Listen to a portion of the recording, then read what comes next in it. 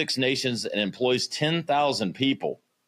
Its website went dark and its employees were barred entry into headquarters on Monday. Others had their work put on hold. They weren't doing anything. But, the 2% of the workforce that was actually working in the office couldn't get in. It was mainly the janitors that were cleaning unnecessarily. It's wild, man. Yeah. The volume of inefficiency that is, and look, it's something this large. There's an inefficiency going on. I got a small team, and there's a little bit of inefficiency. It's just sort of the nature of the beast. But some of this stuff is it's mind-numbingly stupid what we were spending money on. And the amount of people that have jobs that aren't really jobs, that are being paid to quit that job. And it's like, and here's what's going to happen. These people are going to say, oh, no, I'm not going to take that bailout or whatever to quit. Well, then you're going to be fucking fired in about 6 months. So I'd take the money. Yeah. And it's perspective. It's the difference between looking at something from a business owner's perspective and somebody that only feels that they can be a worker. A business owner perspective is looking like, nah, we can't be paying these people if they're not doing the job. That money can be going towards something else, going towards building the business.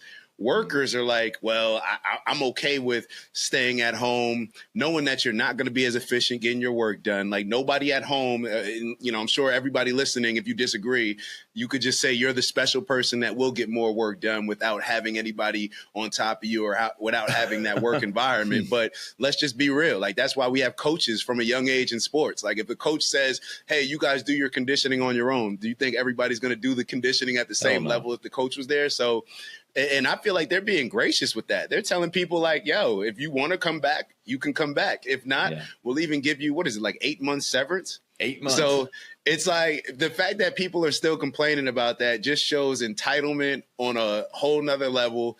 And it just shows exactly why Elon has to be exactly how Elon is. So, and I think it's a testament to his leadership as far as like a business owner, even being willing to hire young folk. Young folk, they have more understanding around social media and a lot of these things than us. And I feel like the best leaders, they're going to hire different people from different ages, right? Diversity, right? Diversity is what we're looking for. So diversity of age, because people are able to solve different solutions just based on their different experience growing up. So I see that as a plus. I see people just rooting against winners, man. It's just a lot of this is just people's insecurities coming to light.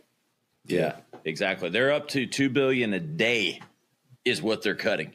$2 billion a day? $2 billion a day. And Elon said today, by this weekend, they're going to hit $4 billion in cuts a day. And that's the only way that they will get to $1 trillion this year. And he says they're on pace to do it.